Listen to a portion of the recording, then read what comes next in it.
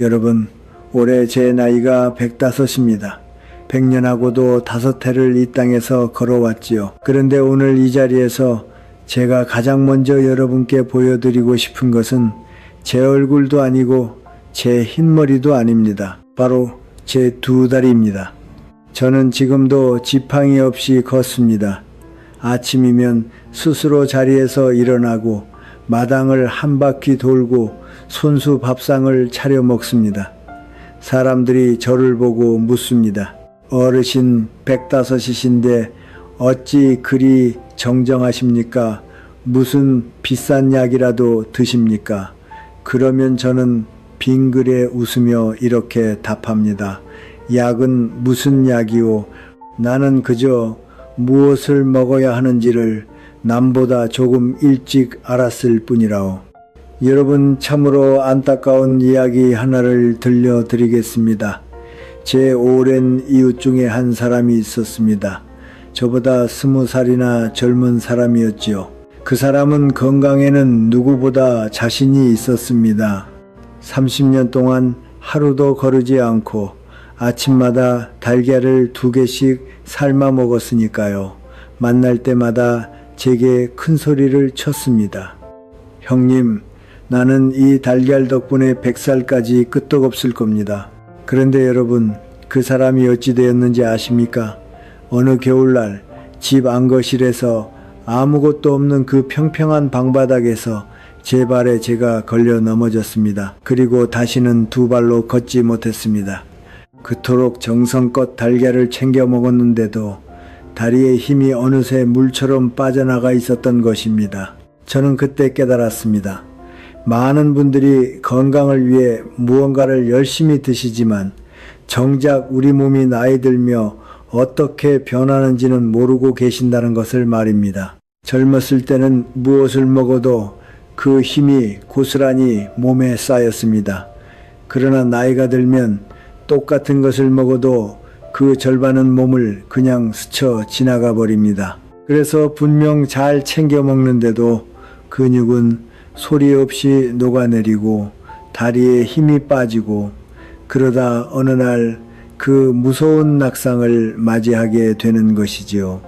여러분, 나이 들어 넘어져 뼈가 부러진다는 것은 단지 뼈 하나가 부러지는 일이 아닙니다. 그날로 자리에 눕게 되고 그 자리에서 다시는 일어나지 못하는 분들을 저는 평생 수없이 보았습니다. 그러니 우리에게 진짜로 필요한 것은 넘어지고 난 뒤의 치료가 아니라 넘어지지 않는 튼튼한 다리인 것입니다. 그렇다면 그 다리는 무엇으로 만들어질까요? 바로 근육입니다. 그리고 그 근육은 우리가 날마다 무엇을 입에 넣느냐로 지어집니다. 오늘 저는 105해를 살며 2눈으로 확인한 달걀 하나보다 훨씬 더 든든하게 우리 근육을 지켜주는 5가지 음식을 여러분께 알려드리려 합니다. 대단한 것이 아닙니다. 모두 동네 시장과 마트에서 몇 푼이면 살 수 있는 아주 흔하고 정겨운 것들입니다. 오늘 이 이야기를 끝까지 들어주신다면 당장 내일 아침 밥상의 풍경이 달라질 것입니다. 그리고 잃어버렸던 다리의 힘이 서서히 돌아와 넘어질 걱정 없이 손주들과 웃으며 걸어다니는 날이 반드시 올 것입니다. 특히 오늘 5번째로 말씀드릴 음식은 이 늙은이가 100년을 살며 만난 것 중에 가장 놀라운 것이니 부디 끝까지 자리를 지켜주십시오. 이야기를 시작하기 전에 한 가지만 부탁드리겠습니다. 구독과 좋아요는 값을 치르지 않아도 되는 것이니 부디 눌러두시고 편안한 마음으로 이 늙은이의 이야기에 귀 기울여 주십시오. 자, 그럼 이제 시작하겠습니다. 본격적으로 5가지 음식을 말씀드리기 전에 여러분께 꼭 먼저 들려드리고 싶은 이야기가 있습니다. 어째서 나이가 들면 그토록 잘 챙겨 먹는데도 근육이 자꾸만 빠져나가는가 하는 이야기입니다. 이것을 모르시면 아무리 좋은 음식을 드셔도 밑 빠진 독에 물 붓기가 되고 맙니다. 여러분, 우리 몸을 한 채의 집이라고 생각해 보십시오. 그 집을 떠받치는 기둥과 대들보가 바로 근육입니다. 우리 눈에 보이는 팔다리의 살만이 아닙니다.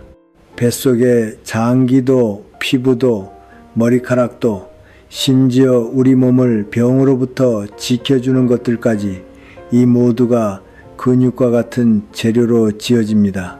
그 재료의 이름을 요즘 사람들은 단백질이라 부르지요. 그러니 이 재료가 부족해지면 기둥이 작은 집처럼 작은 바람에도 온몸이 휘청거리게 되는 것입니다. 그런데 나이가 들면 참으로 야속한 변화가 찾아옵니다. 젊었을 때는 고기 한 점, 콩 한 술을 먹으면 우리 몸이 그것을 남김없이 쪽쪽 빨아들였습니다. 젊은이가 이 재료를 100만큼 먹으면 80이 넘게 고스란히 몸으로 들어갔지요. 그런데 70이 넘고 80이 넘으면 이 빨아들이는 힘이 고장 난 스펀지처럼 뚝 떨어집니다. 똑같이 100만큼을 애써 먹어도 정작 몸이 가져다 쓰는 것은 절반 남짓밖에 되지 않습니다. 나머지 절반은 안타깝게도 내 몸을 그냥 스쳐 지나가 버리는 것입니다. 어째서 그럴까요? 나이가 들면 음식을 잘게 부수는 뱃속의 힘이 약해지고 그것을 녹여내는 기운도 게을러지며 영양분을 빨아들이는 뱃속의 결마저 달아 얇아지기 때문입니다. 그래서 젊을 때와 똑같이 먹어도 실제로 몸에 남는 것은 반토막이 나버리는 것이지요. 그런데 문제는 여기서 끝이 아닙니다. 더 야속한 벽이 하나 더 있습니다. 나이가 들면 근육 자체가 고집불통이 됩니다. 젊은 사람의 근육은 재료가 조금만 들어와도 옳거니 어서 근육을 짓자 하며 곧바로 팔을 걷어붙입니다. 그런데 나이든 근육은 똑같은 재료를 줘도 엉덩이가 무거워서 좀처럼 일을 시작하지 않습니다. 그래서 젊은이보다 훨씬 더 많은 재료를 밀어 넣어줘야 겨우 비슷한 만큼의 근육을 지을 수 있는 것입니다. 빨아들이는 힘도 약해지고 어렵게 빨아들여도 근육으로 잘 바뀌지 않으니 나이든 우리는 근육을 지키는 데 있어 이중 삼중의 고생을 하고 있는 셈입니다. 이것을 모르고 나는 남들만큼 먹으니 괜찮다 하고 계시면 근육은 소리 없이 새어 나갑니다. 그렇게 근육이 빠지기 시작하면 처음에는 거울을 봐도 잘 모릅니다. 그러다 어느 날 잼병 뚜껑이 안 열리고 반찬통 뚜껑을 여는데 쩔쩔매게 됩니다. 지하철 계단이 마치 높은 산처럼 버거워지고 설거지 잠깐 하는 것에도 허리가 아파옵니다. 걷는 속도가 느려져 횡단보도 파란불이 깜빡이기 시작하면 다 건너지 못할까봐 가슴이 철렁 내려앉습니다. 그리고 가장 무서운 것이 찾아옵니다. 바로 균형을 잃는 것입니다. 돌부리도 없는 평평한 방바닥에서 아주 얕은 문턱에서 제 발에 제가 걸려 넘어지게 됩니다. 앞서 말씀드린 제 이웃이 바로 그러했지요. 그 끝에 기다리는 것이 낙상으로 인한 골절이라는 가장 큰 비극입니다. 우리 주변을 둘러보면 65이 넘은 어르신 3분 중 1분은 이미 이렇게 근육이 빠지는 길에 들어서 있다고 합니다. 결코 남의 이야기가 아닙니다. 지금 이 이야기를 듣고 계신 여러분, 혹은 여러분이 사랑하는 부모님과 배우자가 이미 그 길목에 서 계실지도 모릅니다. 하지만 여러분, 부지 두려워하지 마십시오. 제가 이 이야기를 꺼낸 것은 겁을 드리기 위함이 아니라 희망을 드리기 위함입니다. 빠져나간 근육은 나이가 아무리 들어도 다시 채워 넣을 수 있습니다. 90이 넘어서도 근육을 되찾은 분들을 저는 두 눈으로 보았습니다. 그 열쇠가 바로 지금부터 말씀드릴 5가지 음식입니다. 아직 조금도 늦지 않았습니다. 그럼 첫 번째 음식부터 만나보겠습니다. 제가 가장 먼저 여러분의 밥상에 올려드리고 싶은 것은 우리에게 너무나 정겨운 콩입니다. 두부, 된장, 청국장, 두유, 유부, 이름만 들어도 어릴 적 어머니의 밥상이 떠오르는 음식들이지요. 예로부터 우리 조상들은 콩을 두고 밭에서 나는 고기라 불렀습니다. 참으로 지혜로운 말입니다. 고기 한 점 구하기 어렵던 시절에도 우리 민족의 뼈와 살을 지어준 것이 바로 이 콩이었으니까요. 여러분은 요즘 일주일에 두부나 된장을 몇 번이나 드시는지요? 혹시 서양 음식에 밀려 콩을 멀리하고 계셨다면 오늘부터 당장 장바구니에 두부 한 모를 담으셔야 합니다. 어째서 콩이 그토록 우리 근육에 좋은지 이 늙은이가 찬찬히 풀어드리겠습니다. 첫째, 콩은 흔히 풀에서 나는 것이니 힘이 없겠지 하고 얕보기 쉽지만 그것은 큰 오해입니다. 콩의 단백질은 그 품질이 고기에 견주어도 조금도 부끄럽지 않습니다. 우리 몸이 스스로 만들어내지 못하는 귀한 재료들을 콩은 아주 훌륭하게 갖추고 있습니다. 고기를 씹기 힘든 어르신이라도 콩만 잘 드시면 근육의 재료를 넉넉히 채울 수 있다는 말입니다. 둘째, 이것이 제가 콩을 특별히 아끼는 까닭인데 콩의 단백질은 아주 천천히 은근하게 몸에 스며듭니다. 앞서 말씀드렸듯 나이 든 근육을 채우려면 재료가 몸속에 오래 머물러 주어야 합니다. 이것을 저는 양동이에 물 붓는 일에 비유하곤 합니다. 수도꼭지를 확 틀었다가 금세 잠가버리면 물은 콸콸 쏟아지다 이내 끊겨 양동이가 차지 않습니다. 그러나 물줄기가 가늘더라도 쫄쫄쫄 오래도록 흘러들어가면 어느새 양동이는 가득 차게 되지요. 콩이 바로 그 가늘고 긴 물줄기입니다. 먹고 난 뒤 서너 시간에 걸쳐 조금씩 근육에 재료를 흘려보내주니 잠자는 동안에도 끼니와 끼니 사이에도 우리 근육이 굶주리지 않게 지켜주는 효자 중의 효자입니다.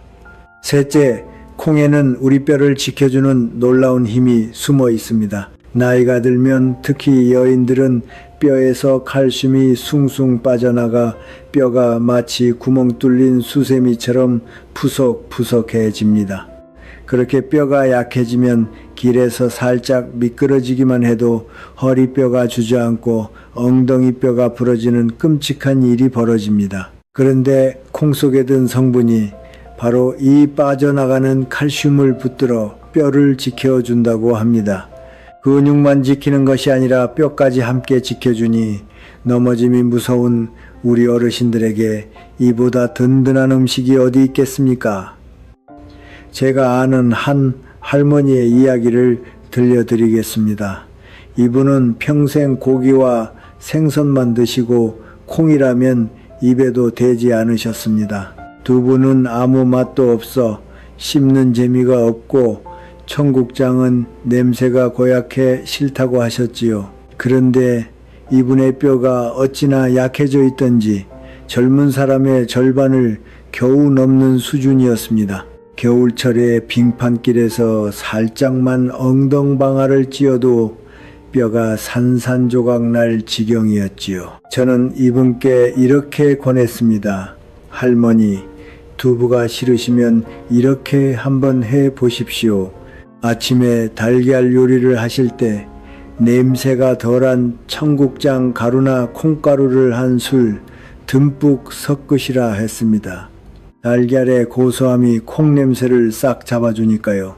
그리고 저녁에는 심심하게 끓인 된장찌개에 두부를 큼직하게 썰어 넣으시라 했습니다. 무엇보다 콩이 싫다는 분도 좋아할 만한 것을 하나 알려드렸지요. 두유 한 잔에 바나나를 썰어 넣고 곱게 갈아 만든 달콤한 두유 바나나 음료였습니다.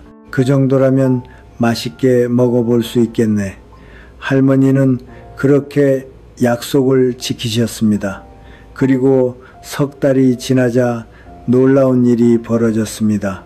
그토록 부서가던 뼈가 무너져 내리기를 멈추고 오히려 조금씩 다시 채워지기 시작한 것입니다. 여러분, 이것이 얼마나 대단한 일인지 아십니까? 나이가 들면 뼈는 그저 깎여나가는 것이 당연한 일인데 그 깎임을 멈춰 세운 것을 넘어 도로 채워 넣었다니 이것은 참으로 기적 같은 일입니다. 할머니는 표정부터 환해지셨습니다. 요새는 아침마다 뱃속이 아주 시원해.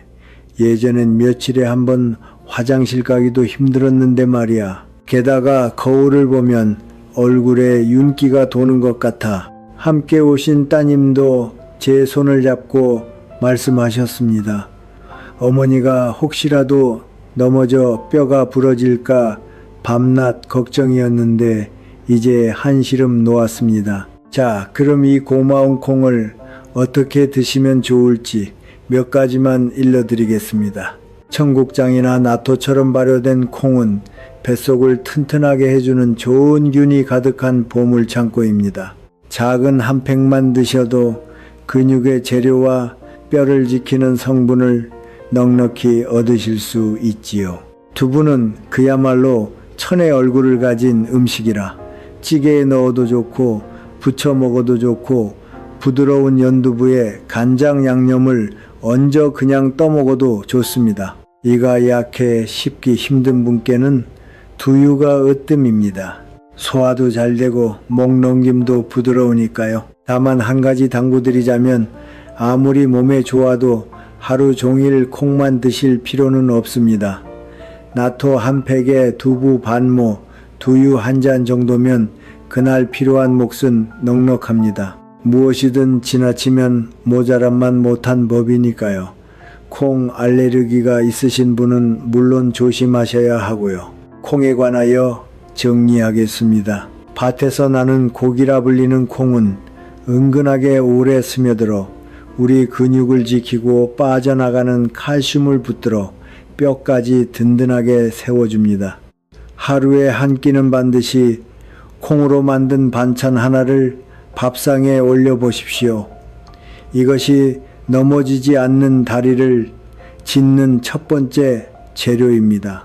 두 번째로 여러분께 권해드릴 음식은 어느 댁 부엌 찬장에나 하나쯤 있는 아주 소박한 것입니다. 바로 잔멸치, 그 자그마한 말은 멸치입니다. 여러분, 혹시 이 조그만 것을 두고 그저 국물이나 내고 버리는 것, 밑반찬으로나 볶아 먹는 하찮은 것이라 여기지는 않으셨는지요? 그렇다면 오늘 이 늙은이의 이야기를 듣고 나서는 그 생각을 완전히 바꾸시게 될 것입니다. 제가 이 작은 멸치를 두 번째 자리에 올린 데에는 아주 분명한 까닭이 있습니다. 앞서 콩이 우리 뼈에서 칼슘이 빠져나가는 것을 붙들어준다고 말씀드렸지요. 그런데 이 잔멸치는 아예 그 칼슘을 통째로 우리 몸에 부어주는 음식이기 때문입니다. 첫째, 잔멸치는 뼈째로, 머리째로, 통째로 먹는 음식입니다. 여러분, 우리가 큰 생선을 먹을 때는 살만 발라먹고 뼈는 다 버리지 않습니까? 그런데 이 작은 멸치는 그 몸통과 뼈와 머리를 고스란히 다 먹게 됩니다. 바로 그 뼈 속에 우리 어르신들의 무너지는 뼈를 다시 세워줄 칼슘이 그득하게 들어 있습니다. 나이가 들어 뼈가 푸석푸석해지는 것이 넘어짐의 가장 큰 화근인데 이 칼슘을 이토록 손쉽게 그것도 통째로 얻을 수 있는 음식은 흔치 않습니다. 둘째, 잔멸치는 그 자체가 훌륭한 근육의 재료이기도 합니다. 이 작은 몸뚱이가 온통 단백질로 꽉 차 있으니까요. 게다가 부드럽게 볶거나 물에 살짝 불리면 이가 약한 어르신도 어렵지 않게 씹어 드실 수 있습니다. 뼈를 채워주는 칼슘과 근육을 짓는 재료가 이 작은 것 안에 함께 들어있으니 뼈와 근육을 한꺼번에 지켜주는 셈이지요. 앞서 말씀드렸듯 뼈만 튼튼하고 근육이 없어도 넘어지고 근육만 있고 뼈가 약해도 부러집니다. 이 둘은 늘 함께 가야 하는데 잔멸치가 바로 그 둘을 한 번에 채워줍니다. 셋째, 이 작은 멸치에는 바다가 준 귀한 기름기도 함께 들어 있습니다. 이것은 우리 핏줄을 맑게 하고 머리를 밝게 지켜주는 고마운 것이지요. 위에서 다시 자세히 말씀드리겠지만 나이가 들수록 이 바다의 기름기가 참으로 소중합니다. 잔멸치는 작지만 그 안에 근육과 뼈와 핏줄까지 돌보는 지혜를 품고 있는 것입니다. 제가 아는 한 할아버지의 이야기를 들려드리겠습니다. 이분은 홀로 지내신 지 오래되어 끼니라고는 늘 밥에 김치 한 조각이 전부였습니다. 혼자 먹는데 뭘 차려 먹나, 그저 배만 채우면 되지 하시며 반찬 하나 제대로 해 드시는 법이 없었지요. 그러다 보니 뼈가 어찌나 약해졌던지 어느 날 방문턱을 넘다 살짝 발을 헛디뎠을 뿐인데 손목뼈에 금이 가고 말았습니다. 저는 이분께 대단한 것을 권하지 않았습니다. 그저 이렇게 말씀드렸지요. 어르신, 반찬 차리기가 번거로우시면 잔멸치라도 한 봉지 사다 두십시오. 기름 두르지 말고 마른 팬에 살살 볶다가 마지막에 참기름 한 방울, 깨 조금만 뿌리면 됩니다. 그걸 밥에 얹어 드시고 국물 낼 때도 몇 마리 넣어 함께 드십시오. 참으로 간단하지 않습니까? 할아버지는 그 정도야 나도 하겠구먼 하시며 그날부터 밥상에 잔멸치를 올리기 시작하셨습니다. 처음에는 밑반찬으로만 드시다가 나중에는 견과류를 조금 섞어 볶기도 하고 두부를 부칠 때 곁들이기도 하셨지요. 그렇게 몇 달이 지나자 손목에 금도 아물고 무엇보다 걸음걸이가 눈에 띄게 단단해지셨습니다. 예전엔 걸을 때마다 다리가 후들거렸는데 요새는 발바닥이 땅을 꽉 붙드는 느낌이야. 이렇게 환하게 웃으시더군요. 자, 이 잔멸치를 드실 때 몇 가지만 기억해 두십시오. 첫째, 짠 것을 조심하셔야 합니다. 멸치는 그 자체로 짭짤한 것이라 여기에 소금이나 간장을 많이 더하면 오히려 몸에 짐이 됩니다. 볶으실 때는 간을 아주 심심하게 하시고 짠맛이 걱정되면 뜨거운 물에 잠깐 헹구었다가 볶으셔도 좋습니다. 둘째, 마른 팬에 약한 불로 볶으셔야 합니다. 기름을 많이 두르고 센 불에 볶으면 그 귀한 것들이 상하기 쉬우니까요. 셋째, 견과류를 곁들이면 더욱 좋습니다. 호두나 아몬드를 잘게 부수어 함께 볶으면 고소한 맛도 살고 기력을 돋우는 좋은 기름기까지 더해집니다. 이가 불편하신 분은 잔멸치를 물이나 우유에 잠시 불렸다가 부드럽게 드시면 됩니다. 잔멸치에 관하여 정리하겠습니다. 이 작고 하찮아 보이는 것이 실은 뼈를 통째로 채워주고 근육의 재료까지 얹어주는 바다의 보물입니다. 큰 생선 한 마리 못지않은 이 작은 것을 부디 찬장 구석에 묵혀두지 마시고 날마다 밥상 위로 불러내십시오. 이것이 넘어지지 않는 다리를 짓는 두 번째 재료입니다. 세 번째로 여러분께 소개해드릴 음식은 조금 낯설게 느끼실 수도 있겠습니다. 바로 그릭 요거트라는 것입니다. 요즘 마트에 가면 유제품을 파는 자리에서 쉽게 찾아볼 수 있지요. 흔히 먹는 묽은 요구르트와 달리 크림치즈처럼 되직하고 꾸덕한 것이 특징입니다. 여러분, 혹시 그건 젊은 사람들이 살 뺄 때나 먹는 유난스러운 음식 아니냐 하고 생각하셨는지요? 그렇다면 큰 오해십니다. 이 부드러운 것 안에는 나이든 우리 근육을 밤새도록 지켜줄 놀라운 비밀이 숨어 있습니다. 먼저 이것과 보통 요구르트가 무엇이 다른지부터 말씀드리겠습니다. 그릭 요거트는 보통 요구르트에서 묽은 물기를 꾹 짜내고 남은 아주 알찬 알맹이입니다. 물기가 빠진 만큼 영양이 꽉꽉 농축되어 있지요. 그래서 똑같은 양을 드셔도 근육의 재료가 보통 요구르트의 2배가 넘게 들어 있습니다. 입맛이 없어 밥 한 공기 비우기도 힘든 어르신이 그저 숟가락으로 몇 번 떠먹기만 해도 근육의 재료가 쑥쑥 들어오니 이보다 고마운 것이 없습니다. 첫째 좋은 점은 방금 말씀드린 대로 적은 양으로도 근육의 재료를 넉넉히 얻는다는 것입니다. 나이가 들면 많이 먹는 것 자체가 힘이 듭니다. 그런데 이 그릭 요거트는 작은 그릇 하나로도 든든하니 소식하시는 어르신께 참으로 알맞은 음식이지요. 둘째 좋은 점이 제가 이것을 특별히 아끼는 가장 큰 까닭입니다. 이 안에 든 단백질은 아주 신기한 재주를 부립니다. 입으로 들어가 뱃속에 이르면 몽글몽글 젤리처럼 뭉쳐서는 아주 느긋하게 천천히 녹아내립니다. 그래서 한 번 드시면 무려 7, 8시간 동안이나 근육의 재료를 끊임없이 흘려보내줍니다. 앞서 콩이 쫄쫄쫄 흐르는 가는 물줄기라면 이 그릭 요거트는 밤새도록 꺼지지 않고 은은하게 타오르는 온돌방의 군불과도 같습니다. 여러분, 우리 근육이 언제 가장 많이 빠져나가는 줄 아십니까? 바로 우리가 잠든 밤사이입니다. 밤새 아무것도 먹지 못하는 그 긴 시간 동안 몸은 재료가 부족해지면 제 근육을 헐어서 쓰기 시작합니다. 그런데 잠들기 전에 이 그릭 요거트를 조금 드시고 누우면 그 군불 같은 단백질이 밤새 은은하게 재료를 데워주어 근육이 헐리는 것을 막아줍니다. 자는 동안에도 근육을 지켜주니 참으로 기특하지 않습니까? 셋째, 좋은 점은 뼈를 위한 칼슘입니다.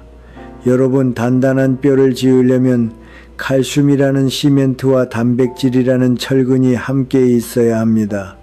그런데 이 그릭 요거트에는 그 둘이 마치 짝꿍처럼 나란히 들어 있습니다. 뼈와 근육을 한 숟가락으로 동시에 채워주는 일석이조의 음식인 셈이지요. 넷째 좋은 점은 뱃속을 편안하게 해준다는 것입니다. 이 안에는 살아있는 좋은 균이 가득하여 뱃속의 나쁜 균을 몰아내고 좋은 균을 늘려줍니다.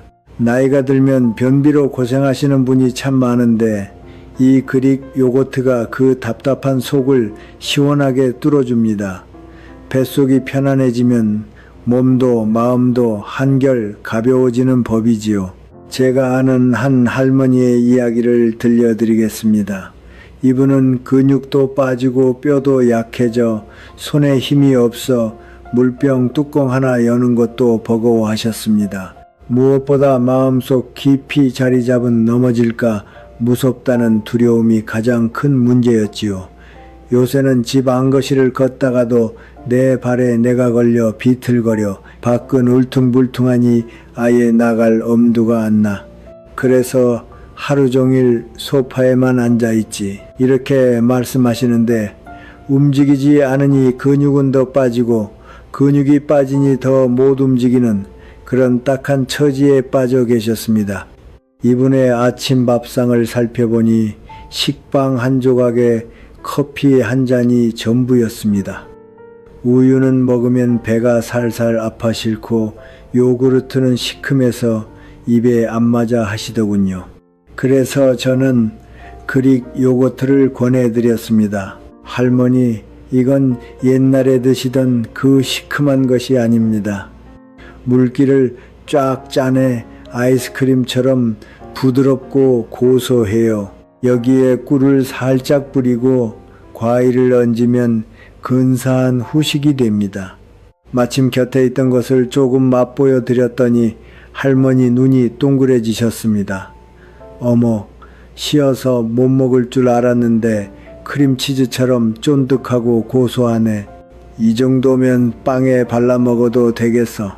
그날부터 할머니는 아침마다 빵에 그릭 요거트를 듬뿍 바르고 바나나와 블루베리를 얹어 드셨습니다. 오후에 출출할 때면 꿀을 한술 섞어 간식으로도 드셨지요. 2달이 지나자 빠졌던 근육이 눈에 띄게 차오르고 약하던 뼈도 조금씩 단단해졌습니다. 손에 힘이 붙어 물병 뚜껑쯤은 거뜬히 여시게 되었고 걸음걸이도 몰라보게 경쾌해지셨지요. 무엇보다 할머니 스스로 느끼는 하루하루가 달라졌습니다. 아침마다 화장실 가는 게 그렇게 시원할 수가 없어. 뱃속이 편하니 몸이 날아갈 듯 가볍고, 이제는 마음 놓고 노인정에도 가고 시장도 가. 며칠 전엔 아파트 계단도 혼자 거뜬히 올라왔다니까 함께 오신 따님도 눈시울을 붉히며 말씀하셨습니다. 어머니가 늘 주눅들어 계셨는데 요새는 먼저 나들이 가자고 전화가 옵니다. 자, 이 그릭 요거트를 더 지혜롭게 드시는 법을 알려드리겠습니다. 첫째, 마트에서 고르실 때 딸기맛, 복숭아 맛처럼 달달한 맛이 더해진 것은 피하십시오. 설탕이 너무 많이 들었습니다. 아무 맛도 없는 것을 고르셔서 지배와 꿀이나 과일로 여러분 입맛에 맞게 단맛을 더하시는 것이 좋습니다. 둘째, 하루에 작은 그릇 하나 정도면 넉넉합니다. 아침에 조금, 오후에 조금 나누어 드시면 딱 좋지요. 셋째, 무엇을 얹어 드시느냐에 따라 보약이 됩니다. 눈이 침침하시면 블루베리를 얹고, 고소하게 드시려면 콩가루를 뿌리고, 단맛이 그리우면 설탕 대신 꿀을 한 방울 떨어뜨리십시오. 넷째, 이것이 가장 중요한데 주무시기 한두 시간 전에 딱 서너 숟가락만 드시고 누우십시오. 그 군불 같은 단백질이 밤새 여러분의 근육을 지켜줄 것입니다. 다만 우유만 드시면 배가 불편하신 분은 처음엔 한 숟가락만 드셔보고 속이 편안한지 살피십시오. 다행히 그릭 요거트를 만드는 과정에서 속을 불편하게 하는 성분이 많이 빠져나가 보통 우유보다는 훨씬 편안하게 드실 수 있습니다. 그릭 요거트에 관하여 정리하겠습니다. 이 부드러운 것은 적은 양으로도 근육의 재료를 넉넉히 주고 밤새도록 군불처럼 근육을 지키며 뼈를 위한 칼슘과 편안한 속까지 함께 선물합니다. 하루 한 그릇, 그리고 잠들기 전 몇 숟가락, 이것이 넘어지지 않는 다리를 짓는 세 번째 재료입니다. 네 번째로 여러분의 밥상에 올려드리고 싶은 것은 산과 들에서 온 정겨운 음식, 바로 버섯입니다. 표고버섯, 느타리버섯, 팽이버섯, 새송이버섯, 국에 넣어도 좋고 볶아도 좋고 전골에 듬뿍 넣으면 그 국물 맛이 어찌나 깊어지는지 모릅니다. 여러분 혹시 버섯을 두고 그저 국물 맛이나 내는 것, 고기 대신 씹는 신용이나 하는 것이라 여기지는 않으셨는지요? 그렇다면 오늘 이 늙은이의 이야기를 들으시고 나면 버섯을 다시 보시게 될 것입니다. 제가 이 버섯을 네 번째 자리에 올린 데에는 참으로 지혜로운 까닭이 있습니다. 여러분, 앞서 제가 잔멸치와 그릭 요거트로 칼슘을 채워 뼈를 세우라 말씀드렸지요. 그런데 여기 아주 안타까운 비밀이 하나 있습니다. 칼슘을 아무리 열심히 드셔도 그 칼슘이 몸속으로 제대로 들어가지 못하면 허실이 되고 만다는 것입니다. 마치 좋은 손님이 문 앞까지 찾아왔는데 문이 잠겨 있어 들어오지 못하고 발길을 돌리는 것과 같습니다. 그런데 바로 이 버섯이 그 잠긴 문을 활짝 열어주는 열쇠입니다. 첫째, 버섯에는 칼슘을 몸속으로 데리고 들어가는 귀한 성분이 들어 있습니다.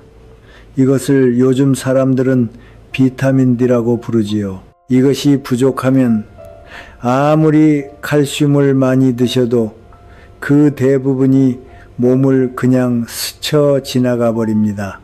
나이가 들면 이 성분이 몸에서 자꾸 부족해지는데 특히 방 안에만 계시고 햇볕을 잘 쬐지 못하는 어르신일수록 더욱 그렇습니다. 그런데 버섯을 드시면 이 열쇠를 손쉽게 얻을 수 있습니다. 앞서 채운 칼슘이 비로소 뼈에 가서 밝히게 되는 것이지요. 그러니 잔멸치와 버섯은 서로 손을 잡고 함께 가야 하는 짝꿍입니다. 둘째, 버섯은 이가 약한 어르신께 참으로 고마운 음식입니다. 고기는 질겨서 씹기 힘들고 딱딱한 것은 삼키기 어려운 분들이 많지요. 그런데 버섯은 푹 익히면 그렇게 보들보들해질 수가 없습니다. 잇몸으로도 으깨질 만큼 부드러우면서도 씹는 맛은 고기 못지않아 입이 심심하지 않습니다. 그러면서도 근육의 재료를 얌전히 품고 있으니 씹기 힘들어 고기를 멀리 하시는 분께 버섯은 더없이 좋은 대접입니다. 셋째, 버섯은 아주 가벼운 음식입니다. 배부르게 드셔도 속에 부담이 없고 몸을 무겁게 하지 않습니다. 나이가 들면 기름진 음식은 속을 부대끼게 하는데 버섯은 아무리 넉넉히 드셔도 뒤가 편안합니다. 그러면서 뱃속을 쓸어주어 답답한 속까지 시원하게 뚫어주니 몸을 가볍고 맑게 지켜주는 음식이지요. 제가 아는 한 할아버지의 이야기를 들려드리겠습니다. 이분은 잔멸치며 우유며 칼슘에 좋다는 것을 나름대로 열심히 챙겨 드셨습니다. 그런데도 어찌된 일인지 뼈가 좀처럼 단단해지지 않아 늘 답답해 하셨지요. 이 사람아, 나는 뼈에 좋다는 걸 이렇게 챙겨 먹는데 왜 도무지 나아지질 않나, 이렇게 하소연을 하시더군요. 가만히 들여다보니 이분은 온종일 방 안에만 계시고 햇볕을 거의 쬐지 않으셨습니다. 그러니 애써 드신 칼슘이 뼈로 들어가는 문이 잠겨 있었던 것이지요. 저는 이렇게 말씀드렸습니다. 어르신, 칼슘만 드셔서는 안 됩니다. 그 문을 열어줄 열쇠가 있어야 해요. 오늘부터 국이든 찌개든 버섯을 듬뿍 넣어 드시고 볕 좋은 날엔 그 버섯을 잠깐 햇볕에 널었다 드셔 보십시오. 그리고 하루 10분이라도 마당에 나가 햇볕을 쬐시라 당부했지요. 할아버지는 반신반의하면서도 그 말을 따르셨습니다. 된장찌개에 표고버섯을 큼직하게 썰어놓고 느타리버섯을 볶아 밑반찬으로 드시고 전골에는 팽이버섯을 한 움큼씩 넣으셨지요. 그렇게 몇 달이 지나자 그토록 더디던 뼈가 눈에 띄게 단단해지기 시작했습니다. 허허, 신기한 일일세. 똑같이 칼슘을 먹는데 이제야 뼈에 힘이 붙는 것 같아. 이렇게 환하게 웃으시더군요. 문을 열어줄 열쇠 하나가 그동안 헛되이 스쳐가던 칼슘을 비로소 붙들어 준 것입니다. 자, 이 버섯을 드실 때 몇 가지만 기억해 두십시오. 첫째, 볕에 잠깐 말려 드시면 더욱 좋습니다. 버섯을 요리하기 전에 볕 좋은 곳에 한두 시간만 널어 두어도 그 귀한 열쇠 성분이 부쩍 늘어납니다. 옛 어른들이 버섯을 처마 밑에 말려 두셨던 데에는 다 지혜가 있었던 것이지요. 둘째, 국이나 전골에 넣어 국물째 드십시오. 버섯에 좋은 것들이 국물에 우러나니 건더기만 건져 드시지 말고 그 국물까지 함께 드시는 것이 좋습니다. 셋째, 여러 버섯을 골고루 드십시오. 표고는 표고대로, 느타리는 느타리대로 저마다 좋은 것을 품고 있으니 한 가지만 고집하지 마시고 두루 드시면 더욱 이롭습니다. 넷째, 푹 익혀 드십시오. 버섯은 충분히 익혀야 부드럽고 뱃속도 편안합니다. 버섯에 관하여 정리하겠습니다. 버섯은 우리가 애써 채운 칼슘을 뼈로 데리고 들어가는 열쇠이자 이가 약한 어르신도 편히 드실 수 있는 부드러운 근육의 재료입니다. 잔멸치와 그릭, 요거트로 칼슘을 채우셨다면 반드시 버섯으로 그 문을 열어주십시오. 이것이 넘어지지 않는 다리를 짓는 네 번째 재료입니다. 자, 이제 드디어 제가 오늘 준비한 5번째 마지막 음식을 꺼낼 차례입니다. 앞서 이 음식이 100년을 살며 만난 것 중에 가장 놀라운 것이라 말씀드렸지요. 바로 연어입니다. 요즘은 마트나 시장 어디에서나 참 쉽게 구할 수 있게 되었지요. 구워도 먹고 된장을 발라 굽기도 하고 찌개에 숭덩숭덩 썰어 넣어도 맛있는 그 붉은빛 고운 생선입니다. 이 연어가 어째서 우리 어르신들 근육에 그토록 완벽한 보약인지 이 늙은이가 마지막으로 정성껏 풀어드리겠습니다. 첫째, 연어의 단백질은 그 어떤 고기보다 소화와 흡수가 기가 막히게 잘 됩니다.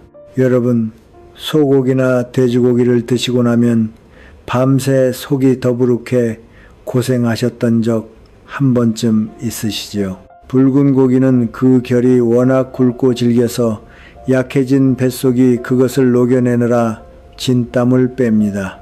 특히 불에 바싹 익힌 고기는 딱딱하게 굳어버려 더욱 그렇지요.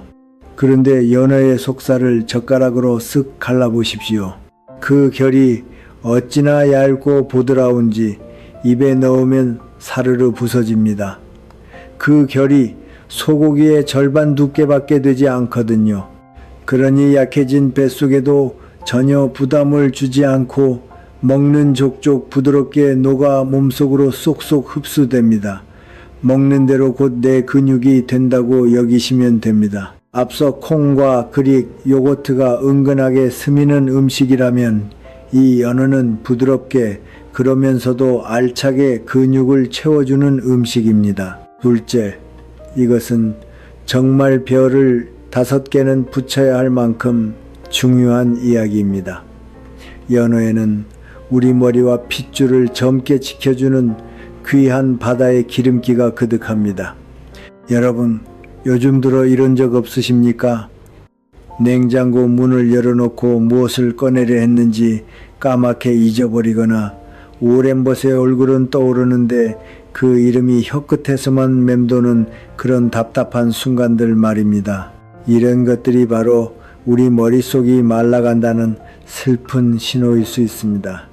그런데 연어에 든 그 기름기가 우리 머리를 짓는 아주 중요한 재료가 되어줍니다. 먼 나라에서 어르신들을 20년이나 지켜보며 연구한 결과 이것을 꾸준히 드신 분들은 정신이 흐려지는 병에 걸릴 위험이 크게 낮아졌다고 합니다.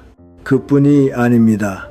이 바다의 기름기는 우리 핏줄 속을 돌아다니며 피를 맑게 청소해 주기도 합니다. 나이가 들면 피가 끈적해져 좁은 핏줄을 막아버리는데 이것이 바로 심장과 머리에 무서운 병을 부르는 화근이지요. 그런데 연어의 기름기가 그 끈적한 피를 맑은 시냇물처럼 졸졸 흐르게 만들어줍니다. 놀랍게도 연어 한 토막이면 하루에 필요한 이 귀한 것을 넉넉히 채우고도 남습니다. 근육을 짓는 동시에 머리를 밝히고 핏줄까지 뚫어주니 그야말로 바다에서 온 종합보약이라 할 만하지요. 셋째, 연어의 그 고운 붉은 빛에도 비밀이 있습니다. 그 빛깔을 내는 성분이 실은 우리 몸에 낀 녹을 닦아내는 아주 강력한 것이거든요. 나이가 들면 세포 구석구석에 녹이 슬고 찌꺼기가 쌓여 몸이 폭삭 늙어가는데 이 붉은 성분이 그것을 말끔히 닦아내어 우리 몸이 늙는 것을 늦춰줍니다. 그러니 연어를 드시는 것은 근육을 채우면서 동시에 온몸의 녹을 닦아내는 일이기도 합니다. 이제 제가 오늘 가장 들려드리고 싶었던 이야기를 하겠습니다. 제가 아는 한 할아버지의 이야기입니다. 이분은 20년 넘게 고기 반찬이 없으면 밥을 안 드시던 분이었습니다. 그런데 처음 배웠을 때 손에 힘이 어찌나 없던지 악수를 하는데 그 손이 후들거렸습니다. 걸음도 눈에 띄게 느려 위태로웠고 피가 끈적해져 핏줄도 좋지 않았지요. 이야기를 들어보니 생선은 가시 발라내기 귀찮고 집안에 비린내 나는 것이 싫어 아예 밥상에 올리지 않으셨다고 합니다. 그래서 제가 권했습니다. 어르신 일주일에 딱 3번만 아침밥상에 연어를 올려보십시오. 할아버지는 생선은 비려서 싫다며 손사래를 치셨지요. 그래서 제가 아주 기막힌 방법 하나를 알려드렸습니다. 바로 된장에 재우는 법입니다. 생연어의 된장과 맛술을 아주 얇게 발라 그릇에 담아 냉장고에서 하룻밤 재워두는 것입니다. 이렇게 하면 연어 특유의 비린내는 온데간데 없이 사라지고 속살은 두부처럼 보들보들해지며 감칠맛은 폭발합니다. 반신반의하며 한번 해보신 할아버지가 이튿날 아침 한 입 드시고는 눈이 휘둥그레지셨습니다. 아니, 생선이 입에서 살살 녹네. 이렇게 맛있는 걸 내가 왜 여태 안 먹었나 몰라. 그렇게 2달이 지나고 다시 배웠을 때 작은 기적이 일어나 있었습니다. 후들거리던 손에 힘이 붙어 악수가 단단해졌고 느릿하던 걸음이 몰라보게 경쾌해졌으며 끈적하던 피도 맑아져 있었습니다. 무엇보다 빠졌던 근육이 눈에 띄게 다시 붙어 있었지요. 할아버지 스스로도 그 변화를 온몸으로 느끼셨습니다. 아침에 눈을 뜨면 몸이 날아갈 것 같아 예전엔 이불 밖으로 나오는 데만 끙끙대며 5분이 걸렸는데 이제는 용수철처럼 벌떡 일어나 지하철 계단도 중간에 꼭 쉬어야 했는데 이제는 숨도 안 차고 단숨에 올라가지. 게다가 머리에 낀 안개가 싹 걷혀서 아침에 신문을 읽으면 글자가 머리에 쏙쏙 들어와 곁에서 지켜보시던 할머니도 눈시울을 붉히셨습니다. 영감이 맨날 소파에 누워만 있어 속이 새까맣게 탔는데 요새는 자기가 먼저 동네 한 바퀴 걷자고 내 손을 잡아 끌어요. 그게 얼마나 고마운지 몰라. 자, 이 좋은 연어를 어떻게 드셔야 우리 몸에 약이 되는지 몇 가지 꿀팁을 알려드리겠습니다. 첫째, 짠 것을 경계하십시오. 마트에서 파는 짭조름한 훈제 연어나 소금에 절인 연어는 오래 두려고 소금을 잔뜩 뿌려둔 것입니다. 그러니 꼭 생연어를 사오셔서 집에서 아주 심심하게 간을 하거나 제가 말씀드린 된장 양념에 재워 드시는 것이 좋습니다. 된장 한 술에 맛술을 살짝 섞어 생연어에 펴 바르고 냉장고에 하룻밤 재웠다가 이튿날 겉에 된장을 살짝 걷어내고 약한 불에 구우면 짠맛은 확 줄고 감칠맛은 살아납니다. 둘째, 일주일에 2-3번, 한 번에 여러 번 손바닥만 한 크기 한 토막이면 넉넉합니다. 욕심내어 매일 드실 것도 한 번에 많이 드실 것도 없습니다. 이 정도면 일주일에 필요한 핏줄 청소부를 꽉 채울 수 있습니다. 셋째, 연어 껍질을 버리지 마십시오. 많은 분들이 징그럽다며 껍질을 벗겨내는데 그것은 참으로 아까운 일입니다. 그 껍질에는 우리 무릎과 관절을 부드럽게 해주는 좋은 것이 그득하거든요. 프라이팬에 구우실 때 껍질을 바닥으로 향하게 하여 약한 불에 은근히 구우면 바삭바삭하고 고소한 것이 마치 김부각처럼 맛있어집니다. 연어에 관하여 정리하겠습니다. 연어는 소화가 기가 막히게 잘 되고 머리를 깨우고 핏줄을 뚫어주며 온몸의 녹까지 닦아내는 그야말로 바다에서 온 마지막 보약입니다. 일주일에 2-3번 부디 밥상 위에 이 붉은 생선 한 토막을 올려보십시오. 이것이 넘어지지 않는 다리를 짓는 5번째 그리고 마지막 재료입니다. 자, 5가지 음식을 모두 알려드렸으니 이제 이것을 하루 3끼 밥상에 어떻게 올려야 할지 말씀드리겠습니다. 여기서 아주 중요한 이야기를 하나 드려야겠습니다. 나이든 우리 몸은 근육의 재료를 한 번에 왕창 밀어넣는다고 다 받아들이지 못합니다. 마치 잔치집에서 고기를 3접시 몰아먹는 것보다 끼니마다 조금씩 나누어 드시는 것이 100배 낫다는 말이지요. 무슨 말인가 하면 이렇습니다.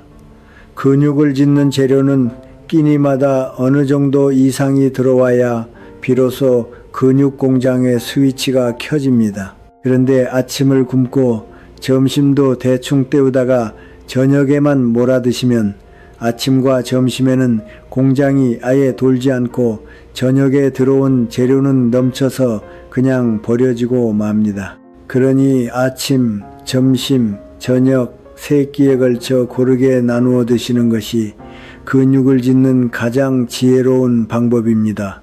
이 늙은이가 100년을 살며 지켜온 것도 바로 이 고르게 거르지 않고라는 원칙이었습니다. 그럼 하루를 어떻게 차리면 좋을지 제가 아주 현실적인 밥상 하나를 그려드리겠습니다. 아침입니다. 먼저 그릭 요거트를 작은 그릇에 담고 그 위에 눈에 좋은 블루베리 한 줌과 달콤한 바나나 반 개를 썰어 얹으십시오. 여기에 고소한 콩가루를 한 술 뿌리면 더욱 좋습니다. 이것만으로 벌써 근육의 재료와 뼈를 위한 칼슘을 넉넉히 얻으셨습니다.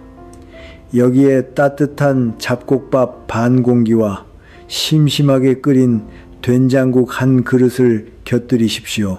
된장국에는 두부를 큼직하게 썰어 넣고 버섯을 듬뿍 넣으시면 콩과 버섯을 한 그릇에 함께 드시는 셈입니다. 이렇게 드시면 아침 한 끼로 근육의 재료가 든든히 채워집니다. 콩과 그릭 요거트와 버섯이 어우러지고 그 좋은 균들이 뱃속을 청소해 주니 참으로 완벽한 아침이지요. 오전에 입이 심심하고 출출해지거든 참지 마십시오. 그릭 요거트를 크게 두어 숟가락 떠서 고소한 콩가루를 뿌려 드십시오. 근육의 재료가 부드럽게 스며들어 그 사이 근육이 헐리는 것을 막아줍니다. 점심입니다. 점심에는 연어 구이를 올려보십시오. 어젯밤 된장에 재워둔 연어 한 토막을 프라이팬에 노릇하게 구우면 질 좋은 근육의 재료와 핏줄 청소부가 듬뿍 들어옵니다. 밑반찬으로는 보들보들한 연두부에 참기름과 간장, 송송 썬 파, 깨소금을 얹어 곁들이십시오. 입에서 사르르 녹으며 근육의 재료가 더해집니다. 여기에 잔멸치볶음을 한 젓가락 곁들이면 뼈를 채우는 칼슘까지 완벽합니다. 잡곡밥 반 공기와 나물 한 접시를 더하면 점심 한 끼로도 아주 든든하지요.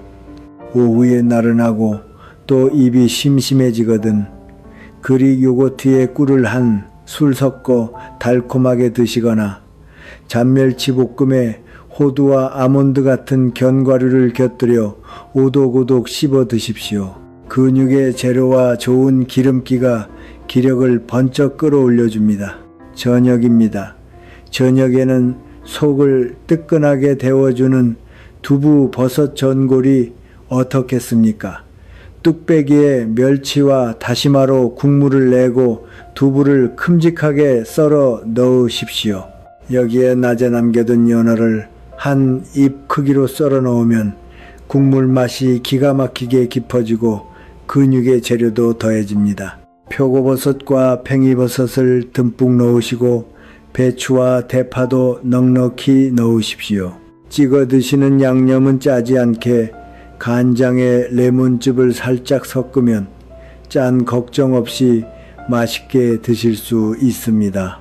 이 전골 하나에 콩과 버섯과 연어와 잔멸치 국물까지 오늘 배운 5가지가 거의 다 담기는 셈입니다. 그리고 마지막으로 주무시기 1시간 전에 그릭 요거트를 두어 숟가락 드시고 양치한 뒤 편안히 주무십시오.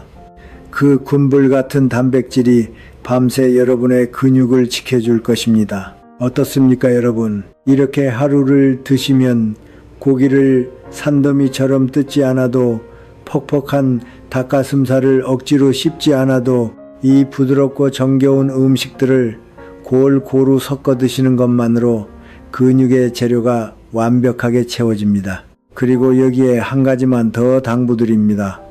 물을 충분히 드십시오. 근육의 재료가 몸속에서 제대로 일하려면 물이 아주 많이 필요하거든요. 하루에 물을 넉넉히 조금씩 자주 드시는 것을 잊지 마십시오. 자, 그럼 여러분, 지금 내 몸의 근육이 얼마나 빠져나갔는지 그 자리에서 단 10초 만에 확인하는 방법을 알려드리겠습니다. 병원에 가지 않고도 지금 앉으신 자리에서 바로 해보실 수 있습니다. 첫 번째 방법입니다. 양손의 엄지손가락과 집게손가락을 맞대어 동그란 고리 모양을 만들어 보십시오. 그리고 그 손가락 고리로 종아리에서 가장 굵고 볼록한 부분을 감싸 보십시오. 자, 어떻습니까? 만약 종아리가 그 손가락 고리에 꽉 차서 감싸지지 않거나 겨우 맞닿는다면 아직 근육이 넉넉하다는 좋은 신호입니다. 그러나 종아리가 손가락 고리보다 가늘어서 손가락 사이에 빈틈이 헐렁하게 남는다면 이것은 근육이 심각하게 빠져나가고 있다는 붉은 경보입니다. 참으로 간단하지 않습니까? 이 작은 확인 하나로 내 다리가 지금 어떤 상태인지 알 수 있습니다.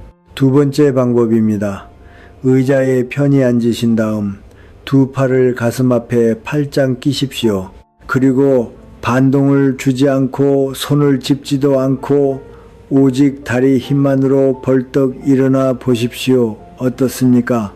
한 번에 거뜬히 일어나신다면 다리에 아직 힘이 있는 것입니다. 그러나 끙끙대며 한참이 걸리거나 손으로 무릎이나 팔걸이를 짚어야 겨우 일어나신다면 허벅지 근육이 비어가고 있다는 뜻입니다. 그리고 평소 생활을 한번 돌이켜 보십시오.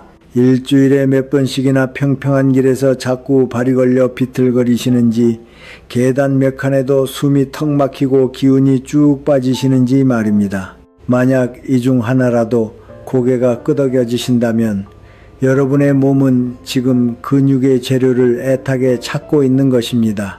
부지 두려워 마시고 당장 내일 아침부터 오늘 알려드린 5가지를 밥상에 올리십시오. 아직 늦지 않았습니다. 거창하게 생각하실 것 없습니다. 냉장고 문에 종이 한 장을 붙여두십시오. 그리고 날마다 점심에 연어나 생선 반찬이 있었는가? 저녁에 버섯 넣은 된장찌개를 먹었는가? 잔멸치는 한 젓가락 집었는가? 물은 넉넉히 마셨는가? 이 5가지만 날마다 채워 나가시면 됩니다. 자, 여러분, 오늘 이 늙은이가 참으로 긴 이야기를 나누어 드렸습니다.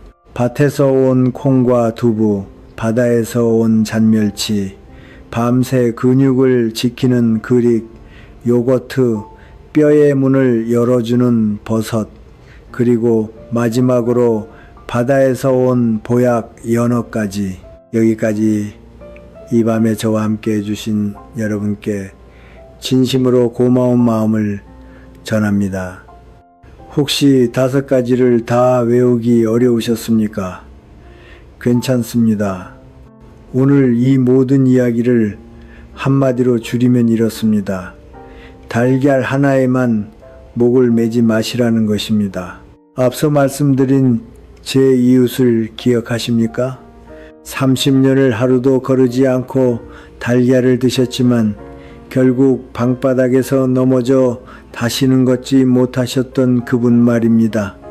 달걀이 나빠서가 아닙니다. 달걀은 좋은 음식입니다. 다만 그것 하나만으로는 나이든 우리의 텅 빈 근육을 다 채울 수 없기 때문입니다. 제가 오늘 드린 말씀은 달걀을 당장 끊으라는 것이 결코 아닙니다. 달걀 프라이 옆에 보들보들한 연어 한 토막을 곁들이고 아침빵 곁에 그릭, 요거트 한 숟가락을 더 얹고 된장찌개에 두부와 버섯을 넉넉히 넣고 밥에 잔멸치 한 젓가락을 올려보자는 것입니다. 그저 밥상 위에 1가지, 2가지를 더하는 것뿐입니다. 그 작은 더함이 여러분의 다리를 다시 세우고 넘어짐을 막고 남은 인생을 통째로 바꾸어 놓을 것입니다. 여러분 잘 들어두십시오. 나이 들어 근육이 빠지고 뼈가 약해지는 것은 결코 어쩔 수 없는 숙명이 아닙니다. 저는 105해를 살며 그것을 두 눈으로 똑똑히 보았습니다. 90이 넘어서도 근육을 되찾고 무너지던 뼈를 다시 채우고 소파에만 누워 계시던 분이 먼저 손잡고 나들이 가자 하시는 것을 말입니다. 우리 몸은 우리가 무엇을 입에 넣느냐에 따라 얼마든지 다시 젊어질 수 있습니다. 오늘 내 입에 들어간 음식이 곧 내일의 단단한 다리를 짓습니다. 우리 주변에 65이 넘은 어르신 3분 중 한 분이 근육이 빠지는 무서운 길에 들어서 있다고 했지요. 하지만 오늘 밤 따뜻한 차 한 잔과 함께 이 늙은이의 이야기를 끝까지 들어주신 여러분은 이제 그 해답을 손에 쥐셨습니다. 이 지혜를 아신 이상 여러분은 이미 다른 분들보다 10걸음은 앞서 걷고 계신 것입니다. 부디 혼자서 끙끙 앓지 마십시오. 가족의 손을 잡고 함께 시장에 가시고 함께 밥상을 차리십시오. 내가 다리에 힘이 빠져 넘어질까 걱정이니 이번 주말엔 부드러운 연어랑 두부, 버섯 좀 사오자. 이렇게 당당히 청하십시오. 온 가족이 함께 장을 보고 밥상을 차리면 건강을 지키는 일이 훨씬 더 즐거워집니다. 그리고 오늘 이 이야기가 마음에 드셨다면 곁에 계신 소중한 분들께도 꼭 전해 주십시오. 걷는 것을 힘들어 하시는 분, 입맛이 없어 끼니를 걸으시는 분이 주변에 계시거든 이 이야기를 전해 주십시오. 여러분이 무심코 전한 이야기 하나가 사랑하는 이의 다리를 지키고 남은 인생을 바꾸어 놓을지도 모릅니다. 나이는 그저 숫자에 불과합니다. 105세 이 늙은이가 지팡이 없이 걷고 있는 것이 그 무엇보다 확실한 증거입니다. 오늘부터 여러분의 밥상에 이 5가지를 올리십시오. 그러면 여러분도 지팡이 없이 꿋꿋하게 걸으며 맑은 정신으로 손주들과 웃고 떠드는 행복한 노년을 반드시 누리시게 될 것입니다. 밤이 깊었습니다. 오늘 하루도 정말 애 많이 쓰셨습니다. 내일 아침엔 쫀득한 그릭 요거트 한 숟가락으로 상쾌하게 하루를 시작해 보시는 것이 어떻겠습니까? 부디 늘 몸 따뜻하게 챙기시고요. 이 늙은이는 다음 이야기에서 더 유익하고 따뜻한 이야기로 다시 여러분을 찾아뵙겠습니다. 오늘도 끝까지 함께 해주셔서 참으로 고맙습니다.